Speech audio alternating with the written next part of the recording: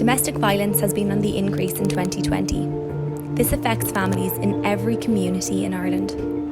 There has been an 18% increase in calls for help from domestic violence victims to the Gardaí in the last year. Gardaí have arrested and prosecuted 107 people so far this year with domestic violence crimes. Detections for offences relating to breaches of court orders under the Violence Act have increased by 14.7%. Gardaí are actively working to support victims through Operation Fáil. They have reached out over 15,000 times to victims of domestic abuse as a part of this operation. Domestic violence isn't going away, but either are the support services. They are still here.